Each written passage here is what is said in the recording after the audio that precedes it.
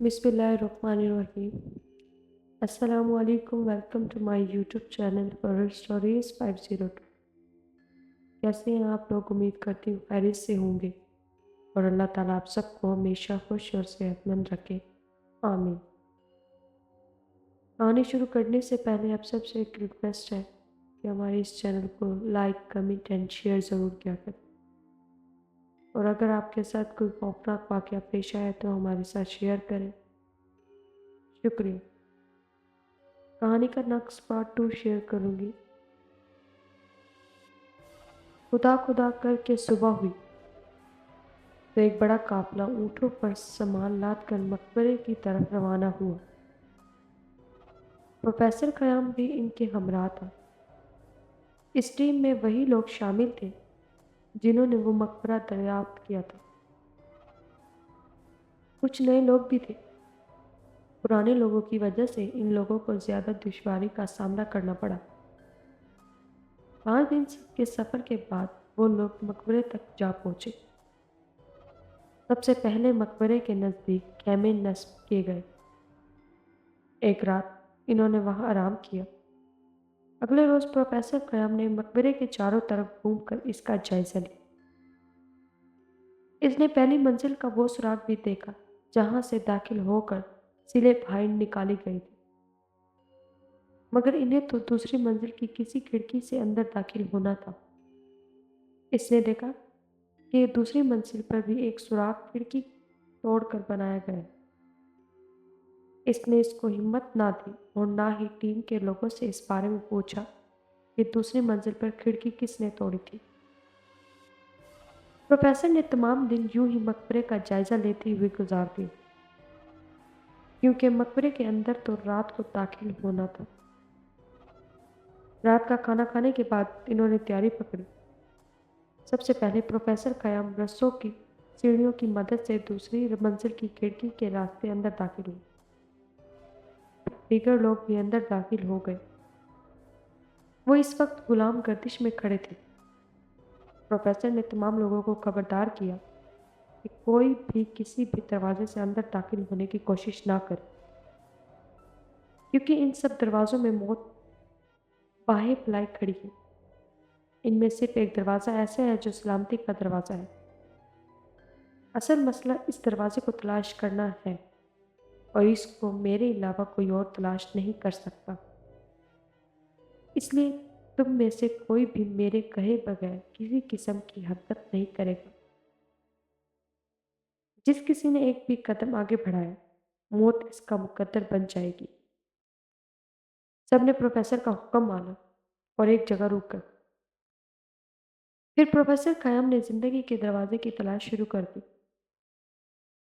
इसने गुलाम गर्दिश की दीवार में बने हर रोशनदान में से आसमान की जानिब झांकना शुरू कर दी। टीम के अरकान भी इसकी पैरवी कर रहे थे। कई रोशनदान गुजर गए, लेकिन कुतबी सितारा नजर न आ रहा था। प्रोफेसर बड़ी तवज्जो से सितारे को देख रहे थे। आधी रात गुजर गई। प्रोफेसर को कामयाबी ना मिली, हालांकि वो तहरीर के मुताबिक अमल कर रहा था। बिलाखिर प्रोफेसर की मेहनत रंग लाई और वो चला उठा। मिल गया, मिल गया। एक रोशनदान में से कुतबी सितारा साफ दिखाई दे रहा था। इसने इस रोशनदान की सीध में गुलाम की गर्दिश की अंदरूनी दीवार में लगे हुए दरवाजों में से एक की तरफ इशारा करके कहा, यही जिंदगी और सलामती का दरवाज़ा है। प्रोफेसर ख़याम ने दरवाज़ा खोला और जब टॉर्च जलाई तो अंदर डेवरियों वाला रास्ता रोशन हो गया, मगर वो खौफज़दा होकर पीछे हट गया और थर थर कांपने लगा। अंदर का मंजर इंतहाई खौफनाक था। अंदर 2 लाशें औंधी मुंह पड़ी थी। प्रोफेसर ख़याम का दिल तेजी से धड़कने लगा। वो आहिस्ता से आगे बढ़ा। जो ही इसने लाशों को सीधा किया तो इसके लबों से बेइख्तियार निकला, प्रोफेसर सिकंदर और लैला। वो दोनों लाशें सिकंदर और लैला की थी। अभी प्रोफेसर ख़याम इन लाशों को झुक कर देख रहा था कि इतने में 3 तेज धार वाले भाले सामने की दीवार में जोर से लगे। और इसमें व्यस्त होगा। अगर प्रोफेसर खयाम थोड़ा सा ऊपर होता तो इसका काम भी तमाम हो जाता। सिकंदर और लैला, ये तुम दोनों ने क्या कर डाला? प्रोफेसर खयाम ने आंसू से भीगी हुई आवाज में कहा। इतना कहकर वो तेजी से रेंग कर दरवाजे से बाहर आ गया। प्रोफेसर शर्मिंदा सा था। टीम के लोग इसे देखकर खामोश हो गए। मौत का सुनाटा छा गया।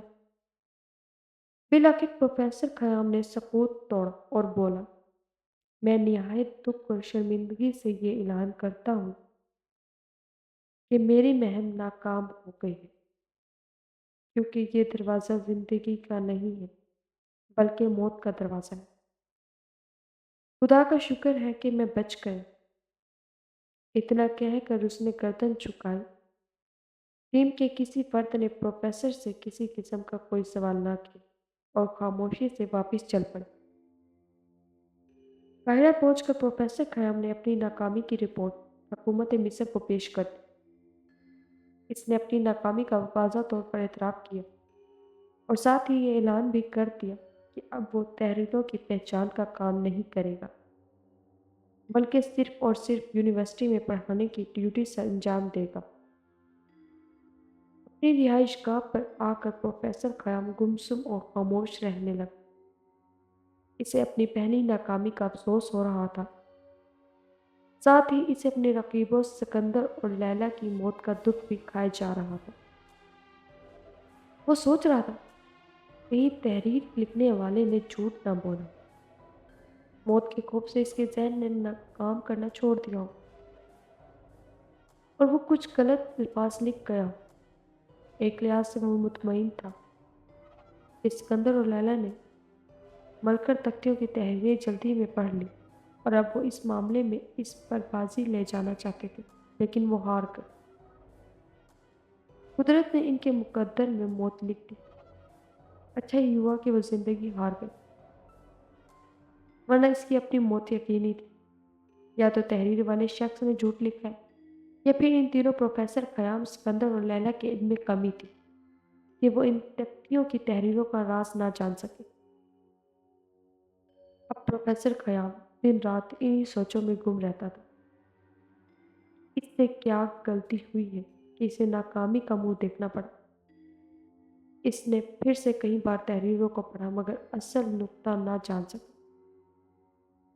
असली राज इसे मालूम नहीं हो पा रहा था। इस नाकामी ने प्रोफेसर खयाम को चिड़चिड़ा बना दिया। चाहे मकबरे और खजाने की याद आती तो सर्दी आह भर कर खामोश हो जाती और कभी खुलाओं में घूरने लगता।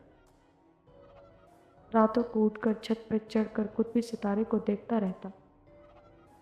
मगर इस केस में नाकामी की वजह से समझ नहीं आ रही थी कि इस तालिब इल्म भी इसकी दिमागी कैफियत को महसूस करने लगे थे। फिर आखिर प्रोफेसर खयाम ने खुद ही यूनिवर्सिटी की सर्विस छोड़ दी, क्योंकि इसे किसी पल चैन आ रहा था।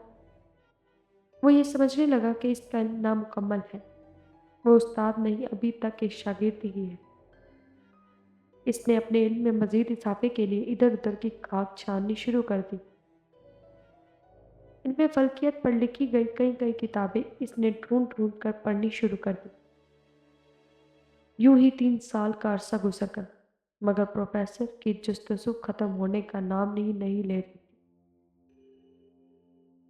फिर आखिर इसकी जस्तजू और मेहनत रंग लाई और वो एक अहम नुक्ता पाने में कामयाब हो गए।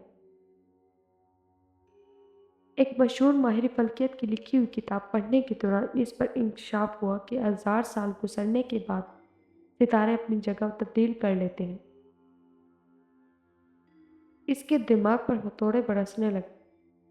वो अपना सर थाम कर रह गए। इसके दिल और दिमाग में एक ही जुमला गूंजने लगा, सितारे 1000 साल बाद अपनी पोजीशन तब्दील कर लेते हैं। अब इसकी समझ में ये बात आ गई थी। वो बहुत पछताया कि काश 3 साल कबल इसके दिमाग में ये बात आ जाती। हालांकि वो ये हकीकत भी पढ़ चुका था اگر اسے بروقت یہ بات یاد آ جاتی تو 3 سال قبل وہ مہم سے ناکام نہ لوٹتا۔ تختیوں اور سیلوں پر جو لکھا گیا تھا وہ درست تھا۔ نہ جانے اس مقبرے کو تعمیر ہوئے کتنی صدیاں بیت گئی تھی۔ اس نے اپنے آپ کو ایک بار پھر اپنے گھر میں قید کر لی اور پھر سے ان قدیم تحریروں کو باریک بینی سے پڑھنے لگا۔ بالآخر وہ یہ معلوم کرنے میں کامیاب ہو گیا کہ اس مقبرے کو تعمیر ہوئے 2000 سال بیت گئے ہیں۔ پھر اس نے قطبی ستارے کی پوزیشن کا حساب لگایا کہ ابھی یہ ستارہ کس روشن دان میں نظر آئے گا۔ اس میں بھی کامیابی ہوگی تو پروفیسر خوشی سے ناچنے لگا۔ اس کی دن رات کی محنت رنگ لے آئی تھی۔ اسکندر اور لیلا کی موت کا سبب بھی وہ موت کا دروازہ تھا جسے وہ سلامتی کا دروازہ سمجھ کر اندر داخل ہوئے تھے۔ وہ دروازہ 2000 سال قبل قطبی ستارے کی جگہ بدلنے کے باعث زندگی کا دروازہ نہیں رہا تھا۔ اگلے روز پروفیسر محکمہ آثار قدیمہ کے دفتر میں موجود تھا۔ اس نے اپنی مہم کی ناکامی کی تفصیل بتائی اور دوبارہ اس مہم پر جانے کی درخواست کر ڈالی۔ اس کی بات مان لی گئی اور ایک بار پھر ایک نئے عزم کے ساتھ ٹیم پروفیسر کے ہمراہ مقبرے کی جانب روانہ ہوئی۔ ایک بار پھر ایک تھکا دینے والے سفر کے بعد جب قافلہ مطلوبہ جگہ پہنچا تو سبھی حیران رہ گئے کہ وہاں مقبرے یا کسی عمارت کا نام و نشان بھی نہ تھا، بلکہ وہاں ایک بڑی جھیل سی بنی ہوئی تھی جس میں پانی لبے لب بھرا ہوا تھا۔ جھیل کے قریب ایک بستی آباد ہو گئی تھی۔ پروفیسر حیرانی سے کبھی جھیل اور آبادی کو دیکھتا اور کبھی نقشے کو دیکھتا۔ نقشے پر جس مقام کی نشان دی گئی تھی وہ وہی جگہ تھی۔ ارد گرد کے نشانات اسی جگہ کی پہچان میں مدد دے رہے تھے۔ ٹیم کے افراد بھی اس بات کی تائید کر رہے تھے کہ یہ وہی مقام ہے جہاں وہ بھی 2 مرتبہ آ چکے۔ ایک ممبر نے شک کا اظہار کرتے ہوئے کہا، لگتا ہے ہم راستہ بھٹک گئے ہیں۔ چلو ہم ان آبادی والوں سے معلوم کر لیں۔ ان میں سے کہیں بندے باہر آئے اور قافلے والوں سے آمد کا مقصد پوچھا۔ پروفیسر نے اپنا اور ٹیم کا تعارف کرانے کے بعد اپنی آمد کا مقصد بتایا۔ آپ لوگ راستے سے نہیں بھٹکے، یہ وہی جگہ ہے۔ اس جگہ پر آج سے 3 سال قبل ایک مقبرہ موجود تھا۔ بوڑھے سردار نے کہا، تو پھر کہاں گیا وہ مقبرہ؟ پروفیسر نے بے چینی سے بولا، بتاتا ہوں۔ سردار بولا، آئیے اب کمرے میں بیٹھ جائیں۔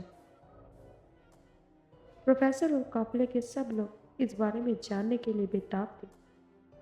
سردار کہنے لگا، 3 سال قبل ہم ایک جگہ سے دوسری جگہ جانے کے لیے سفر کر رہے تھے۔ ہمارا گزر یہاں سے ہوا تو ہم اس صحرا میں اس وسیع اور عظیم مقبرے کو دیکھ کر حیران رہ گئے، کیونکہ یہاں تک نہ تو کوئی راستہ آتا تھا اور نہ ہی کوئی سڑک۔ اس مقبرے کی عمارت گول دائرے کی شکل میں بنائی گئی تھی۔ ہم چونکہ سفر کی وجہ سے بہت تھک گئے، اس لیے ہم نے رات کو یہی قیام کرنے کا ارادہ کر لیا تھا اور ہم نے مقبرے سے کچھ فاصلے پر خیمے نصب کر دیے۔ آدھی رات کا وقت ہوگا، ہم سب سوئے ہوئے تھے کہ اچانک ایک خوفناک گڑگڑاہٹ سنائی دی۔ ایسا لگا جیسے زلزلہ آ گیا۔ قافلے کے سب لوگ جاگ اٹھے اور خیمے سے باہر نکل آئے۔ ہماری آنکھوں نے ایک حیران کرنے والا منظر دیکھا کہ وہ مضبوط مقبرہ آہستہ آہستہ زمین کے اندر دھنستا چلا جا رہا تھا۔ وہ آوازیں اسی میں سے آ رہی تھیں۔ ڈر اور خوف کے مارے ہم سب کی چیخیں نکل گئی۔ کئی عورتیں تو بے ہوش ہو گئیں، جبکہ مرد سہم گئے۔ ہم سب نے اپنی آنکھوں سے مقبرے کو زمین کے اندر دھنستے ہوئے دیکھا۔ جب مقبرے کی تمام عمارت زمین کے اندر گم ہو گئی تو وہاں پر ایک بہت بڑا گڑھا بن گیا، مگر گڑگڑاہٹ کافی دیر تک جاری رہی۔ گڑگڑاہٹ ختم ہوئی تو پھر بھی خوف کے مارے کسی کو نیند نہ آئی۔ پھر ہم نے دیکھا کہ گڑھے میں پانی پھیلنے لگا، وہاں چشمہ سا بن گیا اور پورا گھڑا پانی سے بھر گیا تو پانی رک گیا اور اس گھڑے سے باہر نہ نکلا۔ سب قدرت کے اس کرشمے پر حیران تھے کہ اس لکو دک صحرا میں پانی کہاں سے آ گیا۔ ہم صحرائی لوگ ہیں، پانی ہمارے لیے سب سے اہم ہے۔ پانی ہمارے لیے ایک نعمت ہے اور یہ نعمت ہمیں قدرت نے عطا کر دی تھی، اس لیے ہم نے یہیں آباد ہونے کا فیصلہ کیا۔ 3 برس بیت گئے ہیں، ہم یہاں رہ رہے ہیں، کچھ اور لوگ بھی یہاں آباد ہو گئے ہیں، اس لیے یہ ایک بستی بن گئی ہے۔ سردار خاموش ہوا تو پروفیسر نے اپنا سر پیٹ لی کہ کاش 3 برس قبل ہی وہ خزانہ حاصل کرنے میں کامیاب ہو جاتا۔ اس نے ایک بار پھر نہایت ہی دکھ اور افسردگی سے مہم کی ناکامی کا اعلان کیا۔ قافلہ قاہرہ کی طرف روانہ ہوا تو پروفیسر نے ان کو الوداع کہہ کر اعلان کر دیا کہ وہ اب واپس نہیں جائے گا۔ پھر وہ اس جھیل کے قریب جا کر کھڑا ہو گیا اور حسرت سے اس جھیل کو دیکھنے لگا جس پر سورج کی سنہری کرنیں پھیل رہی تھیں، جو پروفیسر کی ناکامی پر شوقیاں منا رہی تھی۔ ایسا لگ رہا تھا جیسے فرعون کی روح اس جھیل میں پڑپڑا رہی ہے اور اس خزانے کی حفاظت کر رہی ہے۔ پروفیسر کے دل و دماغ میں سوچوں کی یہ الگام تھی جو اسے پاگل کیے جا رہی تھی۔ فرعون تو کتنا ظالم کہ تیری روح نے مرنے کے ہزاروں سال بعد بھی کسی انسان کو خزانے کے قریب نہ آنے دی۔ سینکڑوں افراد کی موت لے لی، تو نے میری لیلا کو بھی نہیں چھوڑا۔ ظالم ہے، تو بہت ظالم ہے۔ اس کے ساتھ ہی پروفیسر کی آواز بلند ہوئی، میں آ رہا ہوں لیلا، میں آ رہا ہوں۔ پروفیسر نے اس کے ساتھ ہی جھیل میں چھلانگ لگا دی۔ کافی تلاش کے باوجود بھی پروفیسر کی لاش دریافت نہ ہو سکی۔ شاید فرعون کی روح کو یہ بھی منظور نہ تھا کہ کوئی کمروں کی تعداد اور سمت کے بارے میں بھی جان سکے۔ مزید اچھی کہانی سننے کے لیے ہمارے اس چینل کو سبسکرائب کر لیں۔ تب تک کے لیے